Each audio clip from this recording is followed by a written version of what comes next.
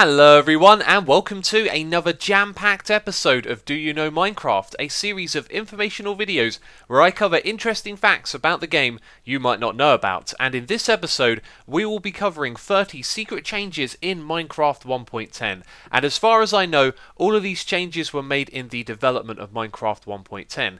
Now a secret isn't a secret until you know about it, so don't go ham if you don't consider some of these to be a secret. What I have done is picked out 30 of the more obscure and unmentioned changes in 1.10 that I thought were really interesting. So sit back, relax and enjoy the video, and don't forget to count how many of the 30 you didn't know about. Sometimes they say save the best to last, but we're going to start with the best. This is probably one of my favourite features of 1.10. It is a new tag for entities called Full Flying. So we're going to summon some in that have all got this tag added to them, as well as some items. One of those being the elytra. So if a mob is actually equipped with an elytra and it has this tag enabled, it means they'll be able to use the elytra and fly. And what a ridiculous sight that is. As you can see, we're just spawning in a whole host of different entities, and then they're flying off in all sorts of directions, but mainly this direction over here. So what is this? What's going on right here? We have some sort of giant mushroom in our roof forest. This is a little tweak and change that they've made. You'll now be able to find these, and when mushrooms spawn naturally in the world, there is a 1 in 12 chance that they will be one of these taller giant variants. And you can also do this by growing mushrooms with bone meal as well. But as I said, there is only a 1 in 12 chance, and I think that's just a normal one, isn't it?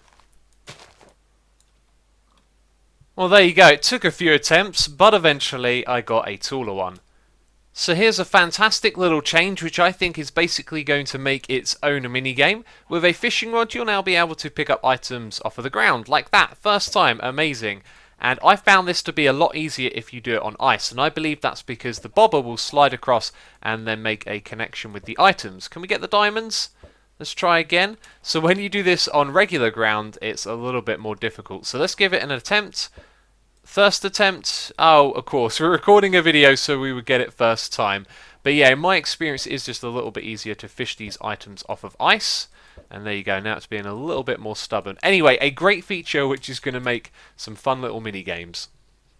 What is this crazy and spectacular sight that we are looking at right here? It is the middle of a mesa biome, as you can see from the clay around the outside. And what I've done is, using an external program called MC-Edit, is that I've created a big region here where we've removed all of the clay, the hardened clay, the dirt, the stone, the cobblestone, the gravel, all of these things, so that we can see what's going on in this area. And I shouldn't need to point it out, but there are ridiculous amounts of gold to be found in the mesa biome now. So this was announced during the snapshots. I think it was presumed by a lot of people that that was only exclusive to Mineshafts. It's actually exclusive to the entire mesa biome, and I have some information about it for you.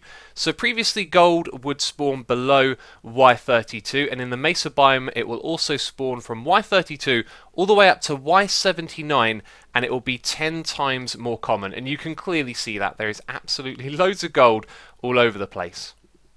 Here's an obvious Easter egg with command blocks. If you type /help, you get this output. Surge says test for noob at P. And there's a whole bunch of different messages that you can get in these command blocks. And this one is my favourite one right here. Surge says ask for help on Twitter. No, we're not here to see the new savannah villages. I'm sure you're all aware about these. We're actually here to press F3 and G, which brings up this interesting tool. It shows us the chunk borders, which is very useful if you've got technical things to do in the game. Maybe for the average player, it's not so interesting. But if you press F3 and Q to get up the menu, you can see it's been added there. So you may have heard of the spider jockey before. And due to the way that things work in cold biomes, it now means that a stray can actually spawn on top of the spider instead of a regular skeleton. So that means that we got a new combination of mob, which I think is pretty cool. So here's a tweak to a recipe that could have easily gone unnoticed. If you don't know how to make a firework rocket, this is what you do. Just put some gunpowder in with paper, and now you get 3 instead of 1. And that's the same when you use a firework star as well. So used to get 1, now you get 3. Now this next one is one of those things where you have to take my word for it. The spawning rate of the Magma Cubes used to be 1 in 151 chances. It's now been almost doubled to 2 in 153. This just means that you're twice as likely to see Magma Cubes in the Nether. Minecraft 1.10 saw the addition of some new mobs. One of those is the Husk, and you can see that this guy is slightly taller than the zombie he's next to. In fact, he's 2 pixels taller than him. However, the cool thing here is that they actually have the same size hitbox. So even though this guy is rendered slightly bigger overall with bigger arms and being slightly taller, they have the same hitbox size. Is this what you expected to see next in the video? 2 giant staircases to nowhere? I think not. And believe it or not, this is all about the auto jump feature. Aha, it all makes sense now. The auto jump was added in 1.10.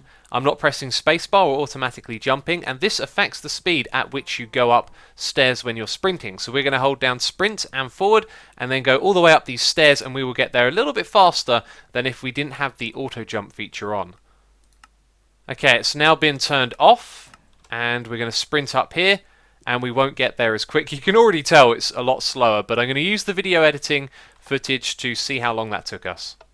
So the times are on your screen, and before you say it wasn't a fair test, I used the video footage to see when the player first walked onto the first step, and then when the lamp turned on at the top. So it was pretty fair, but the difference is so big, you can clearly see it's faster to have auto jump on if you're going to sprint up some stairs. Now this was just what I was looking for. You've probably heard about this new particle effect that will appear under gravity blocks that are suspended in air, but you can find this naturally occurring, of course, in a desert where you have a cave entrance, and I think this is a lovely little feature right here to walk through this little cave. It's a very small one, but to have these little particles dropping down. I've done it again. I've made another fantastic redstone machine, and this one is for the purpose of showing you which blocks will stick to the slime blocks. You can see 3 of the 4 that were added do, and the 4th one is the nether wart block. This one though doesn't stick to the slime blocks. A good thing to know if you're a redstoner.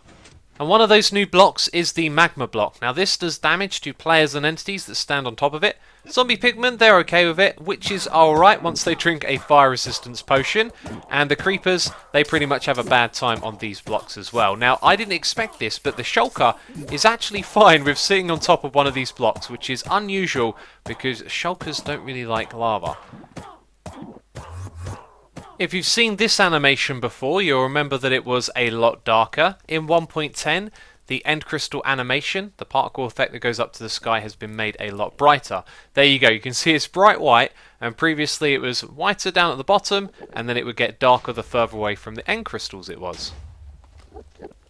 This next one is a tiny addition to the particle command, maybe not terribly exciting, but we're using the falling dust which you saw under the sand earlier. There's been a new parameter added to this particle effect that allows you to assign a block color to it. So at the moment we're using ID number 22, which is the lapis block, and it will create a color that matches that. So if we go for 19 or 155, they should match either of these. So 19 is sponge, that means it should turn slightly yellow. There you go. If we put it to 155, it should turn white to match the quartz. And there you go. In this game you can summon in a zombie villager using the isVillager tag, although in 1.10 you can't anymore. It has been replaced with this tag right here, zombie type, and this is actually really useful. Now 0 is the regular type of zombie, and then from 1 to 5 are the 5 different types of villager professions that you can have. So this means you can actually specifically choose which type of villager you want, and then number 6 is the Husk. I think this is pretty cool. Let's summon them in and check them out. There you go, all the different types of zombies, all available through one command. As new features get added to the game, old features get a little bit of an upgrade. The Dispenser once again getting a new feature.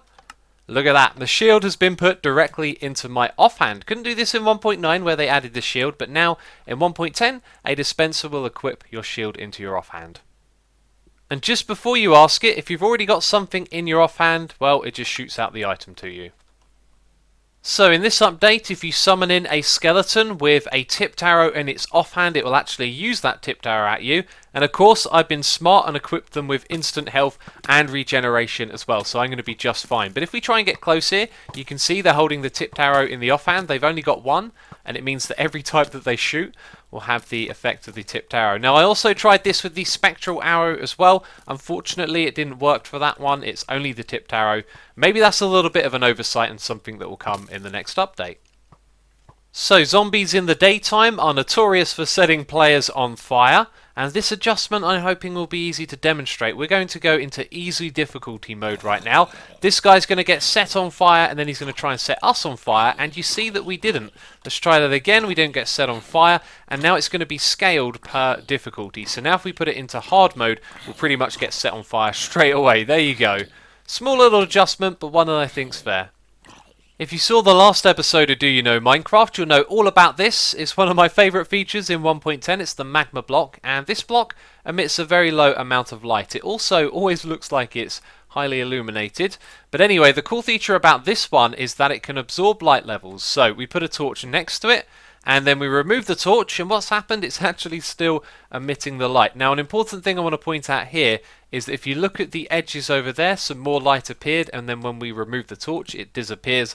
And that's because this thing is picking up the light level that was sent into it and then emitting it around it. So if we put the torch here and the magma block further away, it's going to pick up a lower light level, and then it will emit that low light level, which is really cool. Just like earlier with the spider jockey, or the stray jockey should I say, here's another mob combination that's possible in 1.10. These will actually spawn naturally as well. So your chicken jockey now works with the husk. So the changes we saw earlier to the fishing rod and being able to hook items in with it also apply to a primed TNT as well. We can hook onto this with the fishing rod and then we can pull it closer towards us.